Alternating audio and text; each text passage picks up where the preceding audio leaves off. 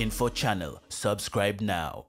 Yes bana, karibu tukusikizia dondoo mbalimbali kuhusiana na zile taarifa ambazo zinaendelea kuchukua sura mpya kupitia mitandao ya kijamii. Na taarifa kubwa tulionayo hapa ni kuhusiana na Watanzania kuingia DRC bila visa. Moja kwa moja kutoka jijini Dar es Salaam, Wizara ya Mambo ya Nje na Ushirikiano wa Afrika Mashariki imesema serikali ya Jamhuri ya Kidemokrasia ya Kongo DRC imeondoa hitajio la visa kwa raia wa Tanzania wanaoingia DRC kuanzia Machi 20 mwaka 2025.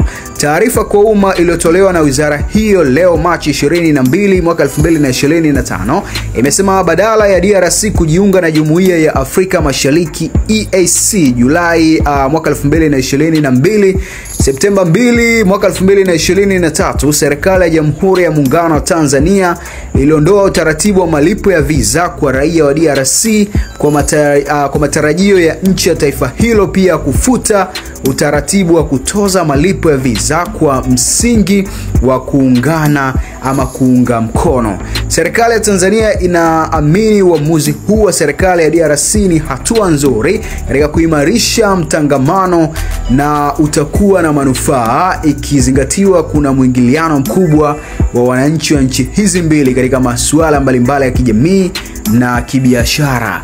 Vile vile kuondolewa kwa hitajio la visa kutachochea ukuaji wa uwekezaji, biashara na kupunguza gharama, imesema taarifa hiyo ya wizara.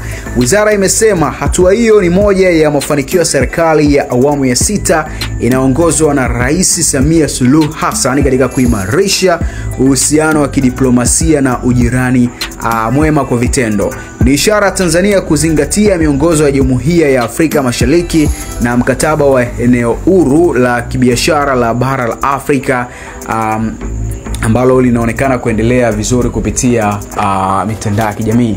Bana, hii ni moja kati ya good news kwa Tanzania kutoka kule DRC, ambapo moja ya mambo ambayo yamekuwa na tatizo kwa watu mbalimbali kutua kule Kongo sasa yamepatiwa mwarobaini baada ya mamlaka kutoka kule nchini Kongo kuifuta ama kuwaruhusu sasa Tanzania kuingia DRC bila kutumia visa kama utaratibu ambavyo ulikuwa ukitumika hapo awali.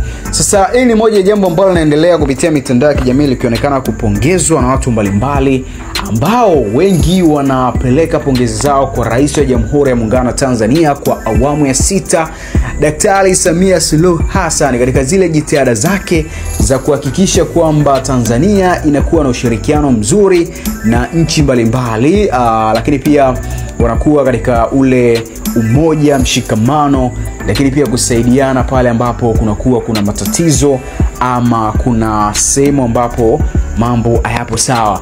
Utakumbuka kuhusiana na mkutano ambao uliwakutanisha viongozi kutoka Rwanda, lakini pia viongozi kutoka DRC na viongozi kutoka maeneo mbalimbali ambao ulifanyika hapa nchini Tanzania, ikiwa na lengo la kuzungumzia ama kudiskasi hali ya mzozo ambao unaendelea kule DRC, ambapo tunafahamu moja ya jambo ambalo linaendelea kuzungumzwa ni kuhusiana na ule mvutano mkali kati ya kundi la waasi wa M23 na serikali ya Jamhuri ya Kidemokrasia ya Kongo, ambao ni moja kati ya mzozo ambao umeonekana kudumu kwa muda mrefu, huku kiendelea kugharimu maisha ya watu, lakini pia makazi ya watu.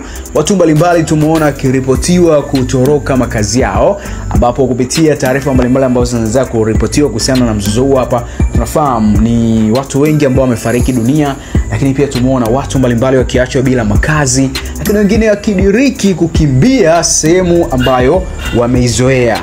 Bana, hili ni moja jambo kubwa ambalo linaendelea kuzungumzwa kupitia mitandao ya kijamii. Mashirikiano kati ya DRC lakini pia na Tanzania ni kama vile yanaendelea vizuri kutokana na ile ambalo DRC wameweza kulifanya. Lakini pia utakumbuka kwamba nchi ya Kongo na Tanzania wamekuwa ni watu ambao watu wao wanaingiliana. Tunafahamu watu kutoka Kongo wamejaa Tanzania, lakini pia watu wa Tanzania nao wamejaa Kongo. Hii ni moja kati ya mambo ambayo yanaendelea kuimarisha umoja na mshikamano. Endelea kufuatilia kupitia Ganga Info Channel ili tukujuze machache kati ya mengi ambayo yanaendelea kuzungumzwa kupitia maeneo mbalimbali. Ganga Info Channel. Subscribe now.